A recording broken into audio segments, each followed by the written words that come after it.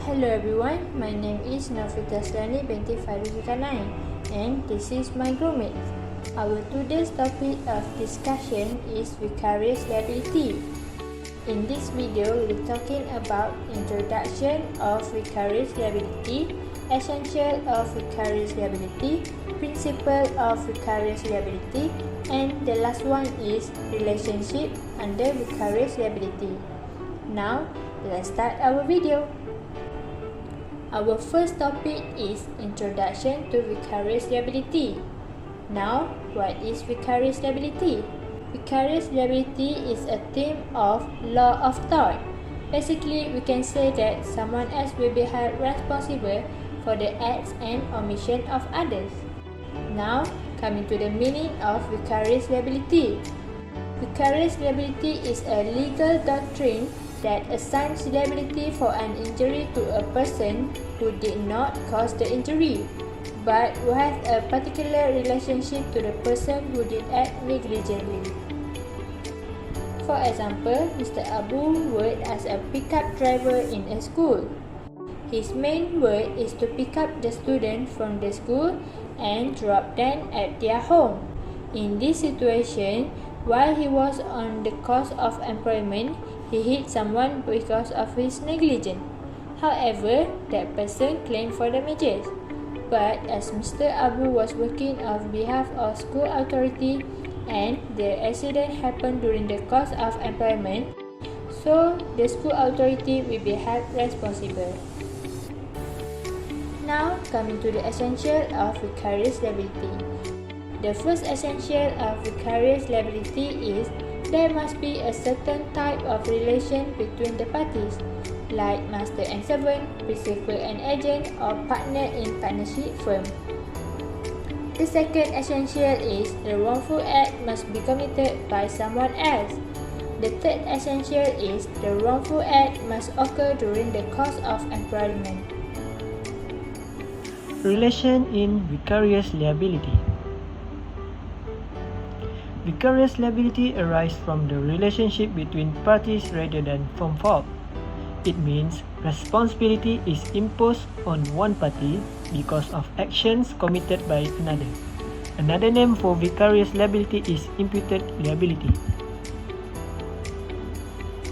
This liability can only take place when one party is socially superior to another party, and superior party shall be considered liable.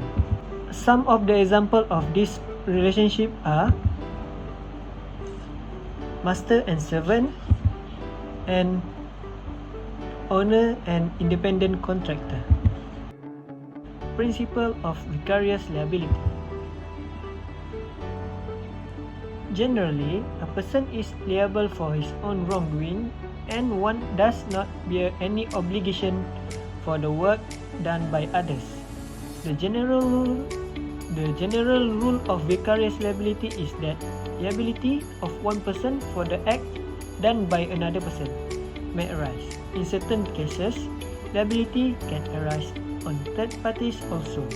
The law refers to this vicarious liability. For example, the law of partnership recognizes that partner and agent of each other.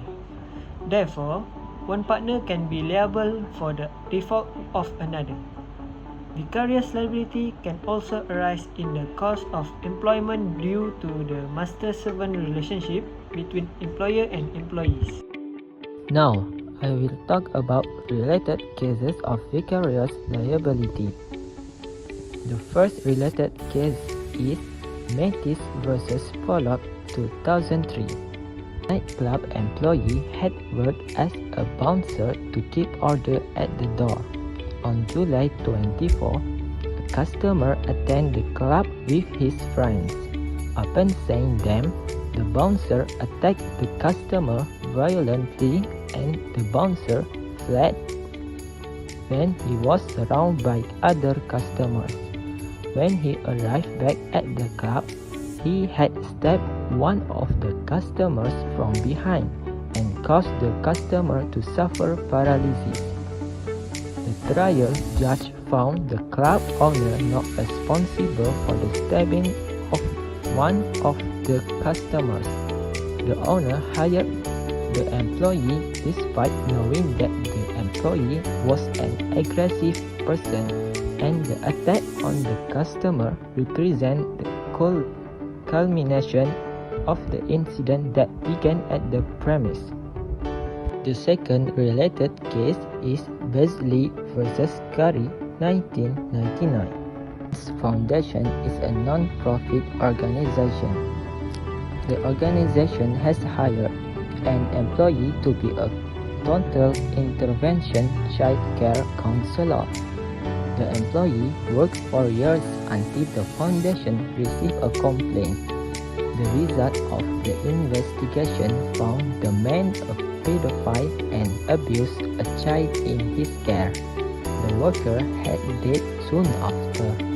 In this case, Beasley sought damages from the foundation by claiming that they were representatively responsible for the misconduct of its employees. The court is openly concerned about the policy in this decision. In this case, because the employee was left alone for a long period of time unsupervised, and it was found that the foundation was representatively responsible for the employee's actions. In conclusion, the concept of vicarious liability is a very complex issue, as it is torn between trying to protect the right of the victim to gain sufficient compensation and trying to protect the employer from being overburdened by their employees. Next, things that we got from this discussion are: we know what is vicarious liability. Vicarious liability is a theme of law of tort. Vicarious liability is a doctrine that imposes responsibility upon one person for the failure of another, with whom the person has a special relationship, to exercise such care reasonably prudent would see used under similar circumstances. Okay, next, we know the meaning of vicarious liability. Vicarious liability refers to a situation where someone else is held responsible for the action or omission for another person. And next, the related case of vicarious liability. For example, Mattis 5 prologue at 2003, a nightclub employer had stabbed a customer and left the customer paralyzed. Next, the employer should be held accountable as representative for the incident that occurred. Okay.